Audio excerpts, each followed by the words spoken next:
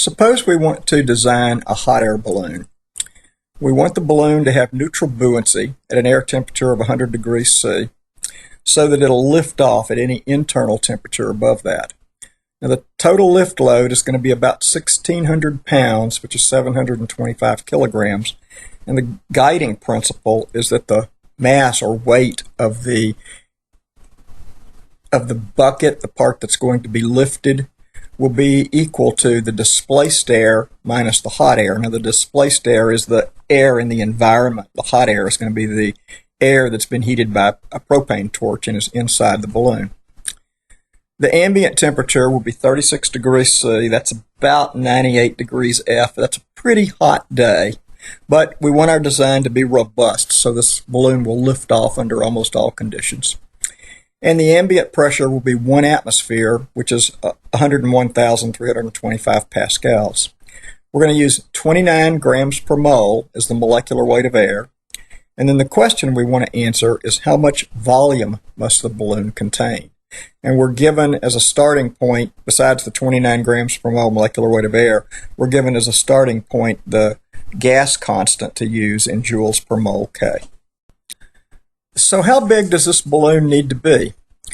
Well, we know that this is an ideal gas law equation, so PV is equal to nRT. We have a value for pressure, that's 101,325 pascals. We need to find volume.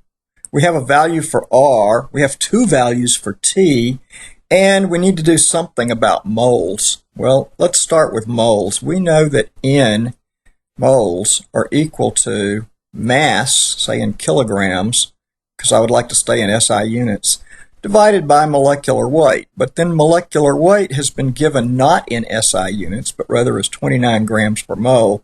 So we can convert that pretty readily to 0.029 kilograms per mole, and that's what we'll use. But we still don't know mass. So what I'm going to do is I'm simply going to define a variable, and we'll call that mass. So this is going to be the mass, but which mass? Okay, how about the mass of ambient air?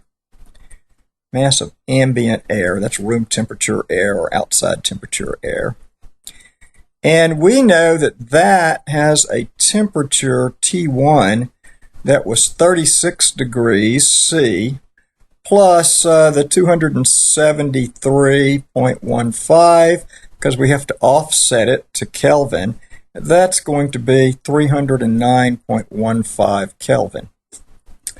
Now, we also will need to define a mass, let's say X of B, a mass of hot air, mass of hot air. And the mass of hot air will have a temperature T2. That was 100 degrees C, which will be 373.15 Kelvin. And so now we should be able to write some kind of gas law. So let's say that we have PV. PV is equal to, and we'll use the mass of ambient air over 0.029, right? And that's going to be times R times T1.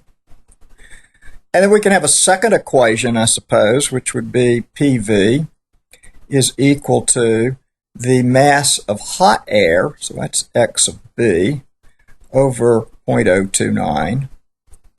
And then it needs to be multiplied by R also, and by T2.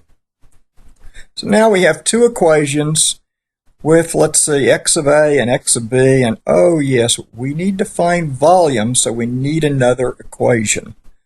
3 equations and 3 unknowns would be nice. Well, we do have a guiding principle, and our guiding principle was that 725 kilograms, the weight of the bucket, was equal to the mass of the ambient air, X of A, minus the mass of the hot air, X of B.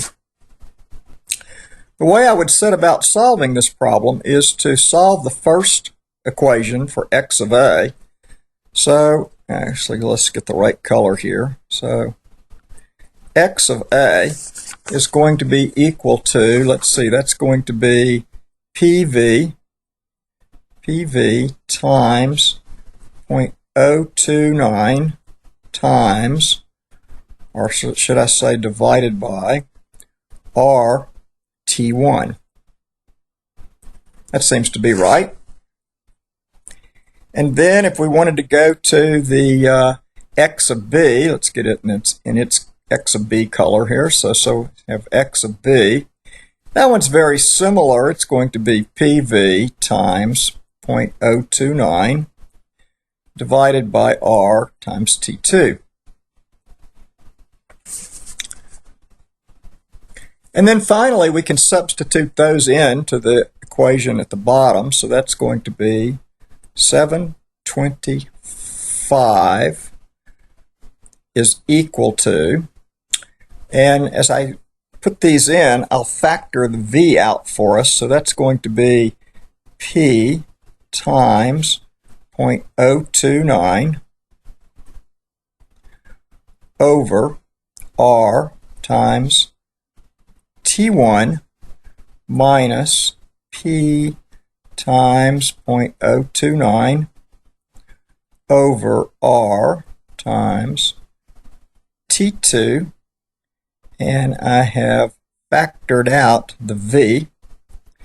Now we can see very easily how we would go about solving for that volume, and we can write that down. It's going to be the volume is equal to 725, and it will be divided by this whole denominator right here, which I will go ahead and write that down for us. That's going to be P times 0.029 over RT1 minus P times 0.029 over RT2 over RT2. All right, and there we have it. Now we would still have to plug in for P. We know that P is equal to 101,325 pascals. We know that R is 8.314, and we have a value for T1 and we have a value for T2. So we have everything that we need in order to come out with the right answer. And if we plug those into a calculator, we're going to find out that V is equal to 3815. But what are the units? Well, this is why it became important to stay in SI units, because in SI units, volume comes out to be meters cubed.